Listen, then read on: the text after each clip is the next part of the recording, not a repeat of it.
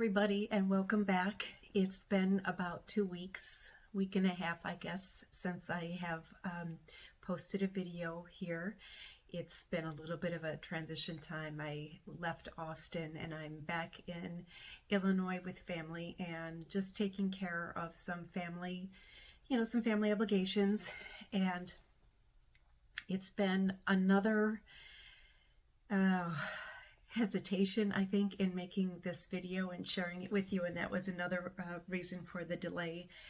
And it is because this is going to take a little bit of a turn, but more into an authentic and vulnerable place for me to be sharing this with everybody, but in really feeling the need to express honestly my story of No More Pockets, Choose R.E.A.L, embracing vulnerability and revealing, embracing, and living your truth.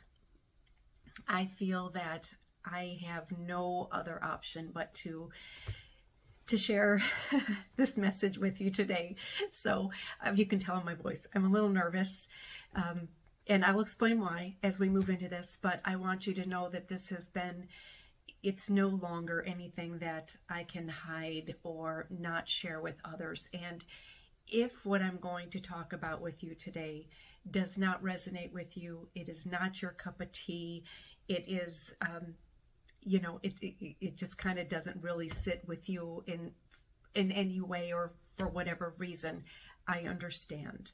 I'm doing this today completely off the cuff because every time in these past couple days I tried to write it out and get clear, I got nervous and I shut down on it.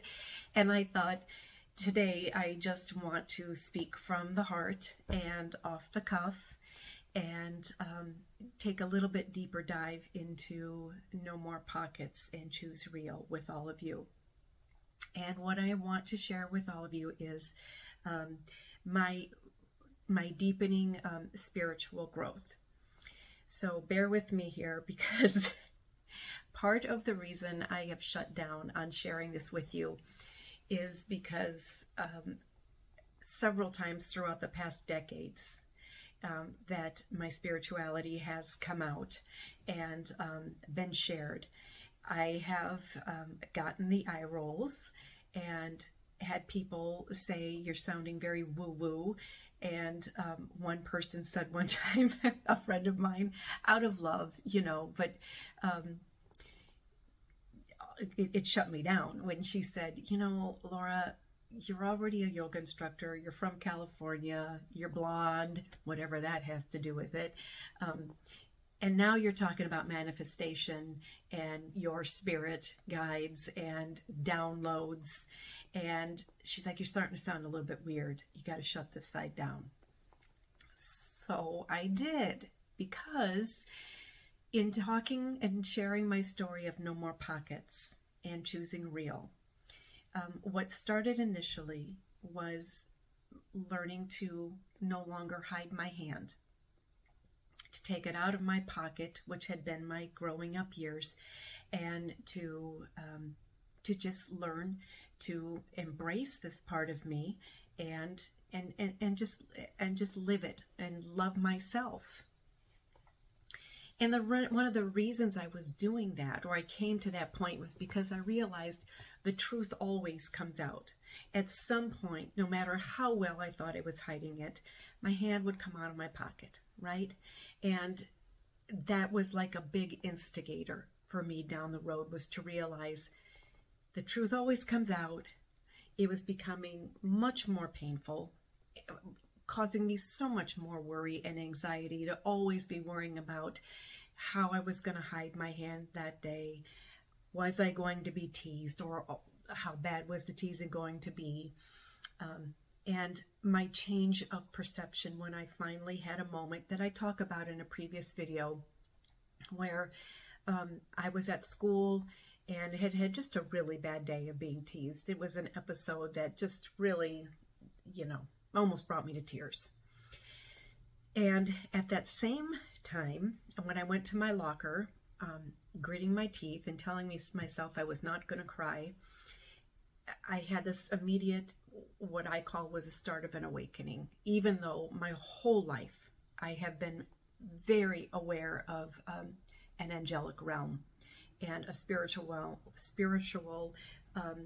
sense of higher beings that had always been with me, and I had connected with them. And I don't know if at that moment those downloads came into me, or if it was just a realization I had on my own. I truly believe it was my spirit guides and my angels coming in to kind of show me that you have two ways you can look at what just happened. And at that moment, I thought about the fact that, as you know, I was a competitive gymnast growing up, and when I was in the gym, how there was a completely different, I was perceived rather completely different. That boosted my confidence and my self-esteem. I had so much respect from my coaches and my fellow teammates. There was no excuses given to me. I fell off the bars, I had to get right back up. We were already practicing visualization when the new routines would come out every year. My coach was already instilling me the power of visualizations and positive self-talk. And it just resonated with me so deeply. And I spent probably 5 days a week, especially during competitive season, in the gym. So that was a big part of my reality. And then I would go into school and I had a completely different response. One that shut me down, one that made me feel very disconnected and separate from others, and not always worthy of love and acceptance. And in that moment, I realized I have two ways I can look at this. You can either kind of connect with how you are made to feel and treated in the gym, and let that feeling set into you and guide you, and let that become your self-image and your self-awareness, or you're going to continue down a path of hiding and shrinking and feeling less than. And in that moment, it was just like a whoosh, a download that came through me, and I knew that was the path I had to go on. One of seeing the respect and feeling, rather, also respect and acceptance and encouragement and support for who I was, partly because of my hand, but also partly just because of my nature of being very open and very loving, just accepting and very empathetic from the time I was a little girl. So the hand part was very easy. But like I just shared with you, from the time I was a young girl, I have felt a deep presence of angels and higher beings that I have kept to myself for a long time, and that in moments when I was really going into the deeper study of all of this, of manifestation, of law of attraction, which has been a part of my life since the time I was a little girl, and I was aware of it. I just didn't know there was a name for it. But I had an awareness of my thoughts and how they would create my reality. And when I got into yoga about 35 years ago, as you start to study a lot of the yogic teachers, Patanjali being one of them, and we learn about opening up the heart space, opening up our chakras, and letting the energy flow.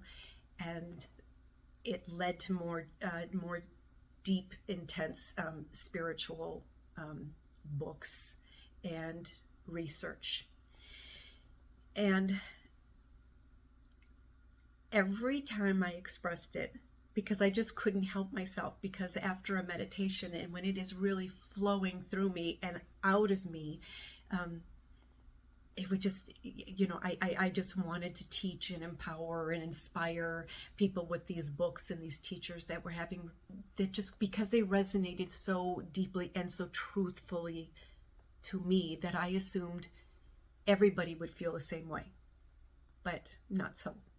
So it goes, I floated right back into that feeling of being insecure. On a level of like, I felt this before. I've seen the eye rolling. I have been told and shown in ways of this not being accepted, and now I'm feeling it all over again in a deeper, this is even deeper part of who I am that I cannot disconnect from. I just can't. But I shut it down. I kept it to myself. I've continued my studies and my research. And what I want this channel to be is to continue to share our stories of vulnerability, of personal growth, of how we choose to, and what we do to come to that point of choosing real, to reveal, embrace, live our truth, love ourselves. And it has to, I've known it's going to come to this point for a while. It has to, because this, my hand is such a small, it's the minuscule part of the bigger picture of what I feel I am here to do and to help others through. I've always known to a certain point I've been a teacher through my years in the fitness industry. My John Maxwell certification as a facilitator and a trainer and a coach.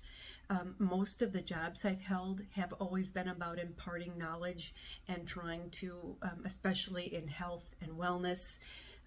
But my spirituality is the greatest and the biggest part of who I am, and really where I feel my true calling is.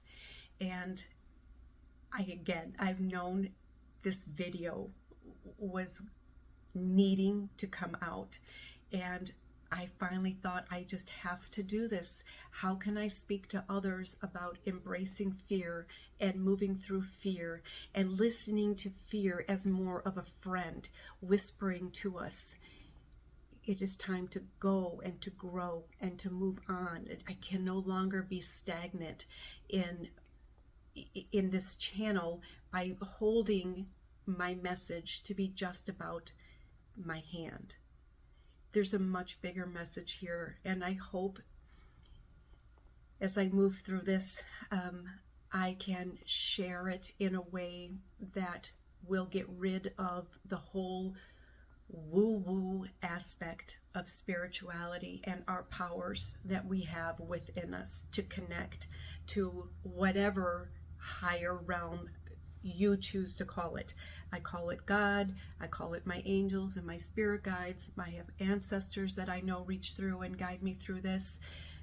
And there's no right or wrong. If you find yours through biblical teachings, through more of a religious type orthodox teachings, it's all good and it's all welcomed here. And I'm open and I love hearing all of it. I'm fascinated with my friends who are Buddhists and all the different beautiful cultures that I have come across through my years of yoga. And right now I'm even feeling such a big sense of relief and just getting this off my chest and hoping that it resonates with you, but completely understanding if it doesn't. It's all good. And I just needed to share this with you as the next part.